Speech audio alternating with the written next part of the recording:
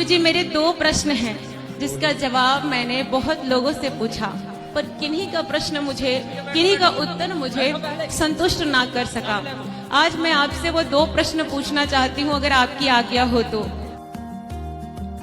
दोस्तों, ऐसे कौन से वो दो सवाल है जिनका उत्तर इस बच्ची को किसी ने नहीं दिया, जो आज अनिरुद्ध आचार्य जी महाराज से वो पूछना चाहती है। देखते हैं ये वीडियो कि कौन से वो दो सवाल है और उसका जवाब क्या होता है। बिल्कुल पूछिए। गुरुजी, जैसा कि आप हमें समझाते हैं, बहुत लोग हमें समझाते हैं कि आज हम जो कुछ भी करते हैं वो अपने कर्मों का फल है।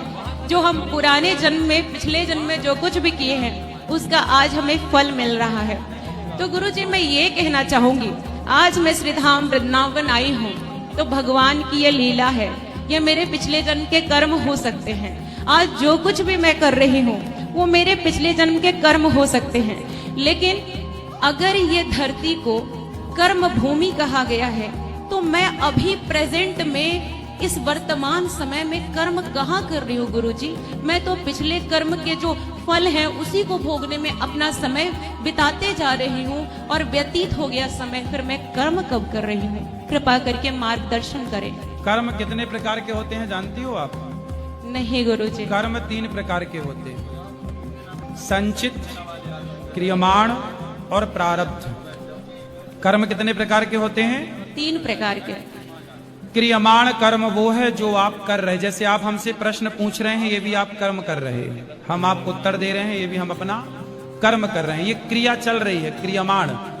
जैसे किसान खेत में बीज बो रहा है तो वो बो रहा है, मतलब वो क्रिया कर रहा है, वो क्रियमाण कर्म है। प्रेजेंट को क्रियमाण कहते हैं, ठीक है। अब जब बोया तो फसल तैयार हो गई, तो जब फसल काटेगा तो वो संचित हो जाएगा।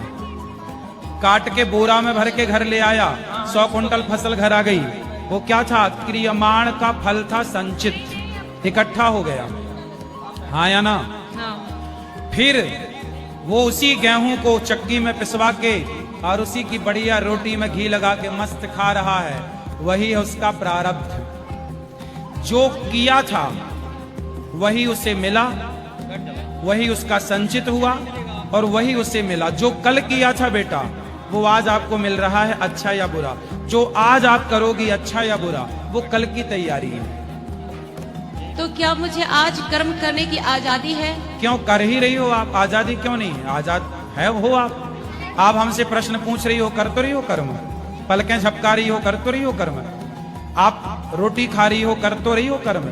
दूध पी रही हो, कोई शराब पी रहा है, कोई दूध पी रहा है। कोई बकरे को काट रहा है तो कोई बकरे के मलहम पट्टी लगा रहा है। कर्म दोनों है। आप बकरे को काट रहे हैं वो भी कर्म हो रहा है, और आप बकरे को मलहम पट्टी लगा रहे हैं वो भी कर्म हो रहा है। कर्म जब आप करेंगे तो उसका फल भगवान देंगे। मलहम पट्टी लगाने का फल भी भगवान देंगे, और बकरे की गर्दन में तलवार चलाने का फल भी भगवान देंगे। तलवार चलाने का फल अलग होगा, मलहम पट्टी लगाने का फल अलग होगा। तो महाराज जी, हमें कैसे पता चलेगा कि अभी जो हम कर रहे हैं वो पिछले जन्म का कर्म का फल है या इस जन्म का कर्म है? क्यों पता करना है? कुछ चीजें भगवान को पता रहने दो, तुमको पता लग जाएगा, तुम ही ना भगवान हो जाओगी। कुछ चाबियां ईश्वर के हाथ में है बेटा। हम ईश्वर की कठपुतली हैं, सब ईश्वर अपनी चाबी हमें नहीं दे सकते, है ना। इसलिए ईश्वर के हाथ में, भगवान के हाथ में है क्या? तुम्हारे हाथ में क्या है? तुम्हारे हाथ में है तू कर्म कर, कर्मण्येवाधिकारस्ते, तू कर्म कर। फल भगवान के हाथ में, तू कर्म कर, भगवान देंगे। तो आप कर्म को बेहतर करिए, मस्ती से करिए, और फल की चिंता ना पालिए, ईश्वर है आपके साथ। धन्यवाद गुरुजी। अब मेरा दूसरा संतुष्ट हुई इस प्रश्न के उत्तर से? हाँ, संतुष्ट तो हो गई। ठीक है, दूसरा पूछो। दूसरा प्रश्न है कि महाराज जी, जो भगवान विष्णु हैं, श्रीमन नारायण, उनके पार्षद 3 रूपों में, 3 युगों में धरती पर आए। पहला वो सतयुग में आए, हिरण्याक्ष और हिरण्यकश्यप के रूप में। दूसरा वो त्रेता में आए, रावण और कुंभकर्ण के रूप में। उसके बाद वो द्वापर में आए, कंस और शिशुपाल के रूप में। शिशुपाल और दंत वक्र के रूप में। कंस नहीं था वो, क्षमा करें, शिशुपाल और दंत वक्र के रूप में। तो प्रश्न ये है महाराज जी, ये तीनों धरती लोक पर आए इन्हें कर्म करने की आजादी थी। पर ये तीन रूपों में, 3 युगों में बुरे कर्मों को क्यों इन्होंने अपना चुनाव बनाया? क्यों इन्होंने बुरे कर्म ही किए? अच्छे कर्म भी कर सकते थे। रावण शायद अगर बुरा काम नहीं करता तो बाकी भी उसका साथ न देते, जैसे उनके अपने बेटे पुत्र मेघनाद, अपने भाई कुंभकर्ण। ये विभीषण तो अच्छे कर्म कर रहे थे, इसलिए तो भगवान श्री राम के पास चले गए। तो फिर ये बुरे कर्म क्यों कर रहे थे? अपितु ये तो भगवान के पार्षद ही थे ना। श्राप लगा था, श्राप लगा था सनकादियों का कि आप राक्षस बनोगे, और राक्षस जब बनोगे तो राक्षस का आचरण अपनाएंगे। और उन्होंने जो कार्य किया वो राक्षस के आचरण का था, क्योंकि श्राप लग चुका था, 3 जन्म तक राक्षस बनोगे, सनकादियों का मतलब उन्हें श्राप ही मिला था। श्राप था। धन्यवाद महाराज जी। महाराज जी, अंत में मैं भक्तों के समक्ष अपने चंद पंक्तियां रखना चाहती हूँ। यह मैंने नहीं लिखी है, लेकिन कहीं से मैंने इसे पढ़ा और मैं बहुत प्रोत्साहित होती हूँ इनको पढ़ के।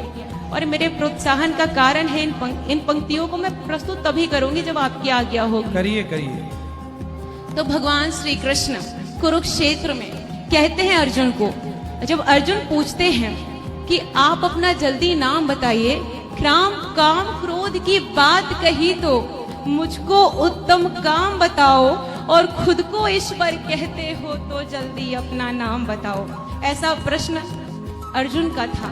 तो भगवान श्री कृष्ण जो जगत पिता हैं, उनका जवाब है कि मैं भक्तों के बीच प्रस्तुत करना चाहती हूँ कि कान खोल कर सुनो पार्थ, मैं ही त्रेता का राम हूँ। कृष्ण मुझे सब कहते हैं, मैं द्वापर का घनश्याम हूँ। रूप कभी नारी का रखकर मैं ही केश बदलता हूँ। धर्म बचाने के खातिर मैं अनगिन वेश बदलता हूँ। विष्णु जी का 10म रूप मैं ही परशुराम मत वाला हूँ। नाग कालिया के फन पर मैं मर्दन करने वाला हूँ। बांकासुर और महिषासुर को मैंने जिंदा गाड़ दिया। धर्म बचाने के खातिर नरसंग बन हिरण कश्यप फाड़ दिया। रथ कहीं नहीं चलता है, बस मैं ही आगे बढ़ता हूँ। धनुष हाथ में तेरे हैं अर्जुन, धनुष हाथ में तेरे हैं, पर रणभूमि में मैं लड़ता हूँ, रणभूमि में मैं लड़ता हूँ। सुंदर। धन्यवाद गुरु जी। बढ़िया।